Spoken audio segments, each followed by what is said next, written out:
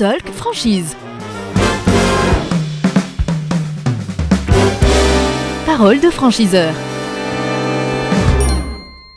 Merci de nous retrouver avec nos franchiseurs qui sont à notre micro. C'est David Girardeau, directeur général de l'Amicaline qui est avec nous. Bonjour, David. Merci d'être là. Vous êtes venu, alors pas du tout les mains vides, vous êtes venu avec un beau plateau.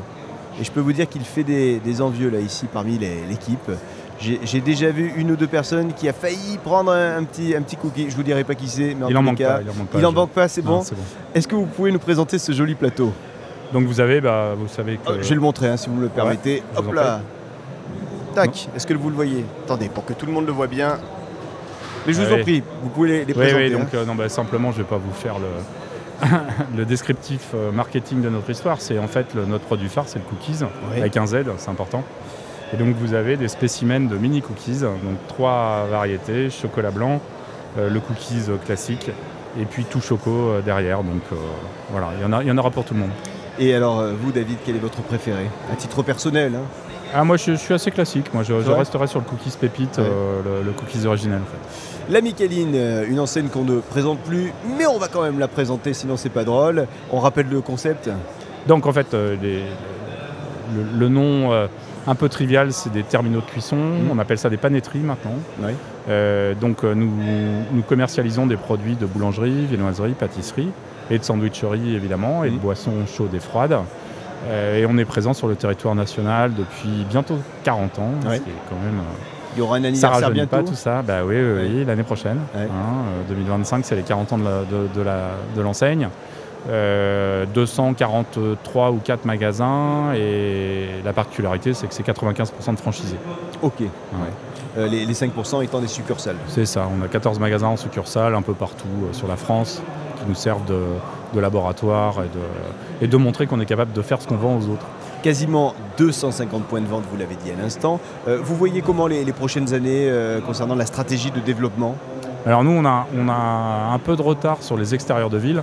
Dans notre profession, en fait, aujourd'hui, le développement se fait essentiellement sur les extérieurs de ville. Donc on a des places à combler, et en particulier, on est présent dans 190 villes en France, donc avec nos franchisés qui sont déjà en place. Donc on essaye de les amener tranquillement à la multifranchise, même si ce métier-là est différent entre commerçants de proximité et entrepreneurs. Il faut faire attention, il ne faut pas envoyer tout le monde au casse-pipe, ça c'est sûr. Mais voilà, on n'a jamais été des grands malades de statistiques de développement, donc on veut faire en sorte que les gens réussissent avec nous. Ce qu'on entend, c'est que si on vient avec vous, il y a largement des possibilités de devenir un multisite. Bien sûr, complètement. Ça fait partie de votre stratégie. Alors ça peut l'être de manière naturelle dans des centres-villes, mais également avec cet essor des boulangeries sur les extérieurs de ville, tout naturellement, un franchisé de centre-ville peut avoir envie de s'installer à l'extérieur. Avec 250 points de vente en France, il y a encore des grandes villes qui n'ont pas leur Micaline. Il y a encore des besoins pour la Micaline dans certaines zones ? Alors il y a Paris. Paris, puisque... Paris, c'est compliqué pour nous, c'est notre concept. Alors déjà, les coûts d'exploitation d'un concept à Paris sont élevés. Et puis, on a du mal à imposer notre concept à Paris parce qu'on est peut-être un peu trop généraliste, un peu trop provincial, on va dire ça comme ça. Et puis après, il y a des poches ou des villes intéressantes comme Nice ou Cannes, où on n'est pas présent, ou Clermont-Ferrand, qui sont là aussi des villes à fort potentiel, mais...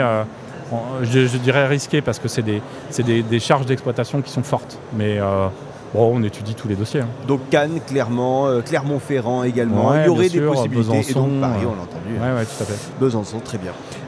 Quelles sont les qualités que vous recherchez chez un candidat, une candidate qui pourra venir avec vous à l'Amicaline et peut-être devenir à terme un multisite ? Première qualité qu'on va rechercher, c'est plutôt des valeurs en fait. C'est plutôt, on a une conception.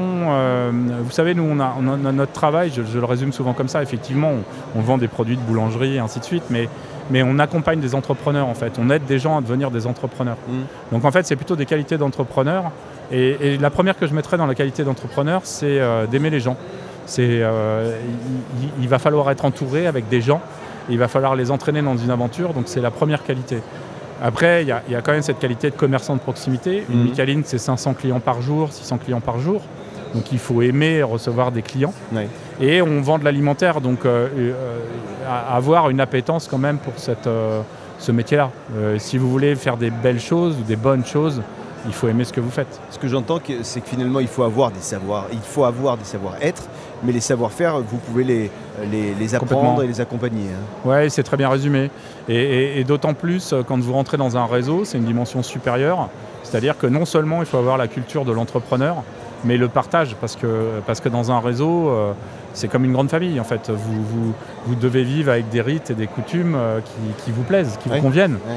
Hein, c'est la règle du jeu. Il y a des droits et des devoirs en fait. Donc il faut se sentir bien ensemble. Il faut pouvoir imaginer qu'on va passer un moment de vie qui peut être 10, 15 ans, 20 ans, et à des bons moments, des mauvais moments. Et tout ça, toute cette dimension-là est très importante dans un réseau. Le vivre ensemble, la Micaline, il se fait à quelle régularité ? Est-ce que vous rencontrez très régulièrement tous ensemble, tous les franchisés ? Alors, il y a plusieurs choses. D'un point de vue physique, effectivement, il y a plusieurs propositions collectives qui sont ça va presque de la réunion départementale, régionale, nationale, des conventions, où là, c'est vraiment la célébration de la grande famille, hein, ça sert à ça. Vous avez l'animation individuelle qui est quand même fondamentale avec les animateurs de réseau. Et puis les outils modernes. J'ai créé un réseau social il y a presque 15 ans maintenant qui s'appelle la Calinosphère. Tout s'appelle Caline chez nous.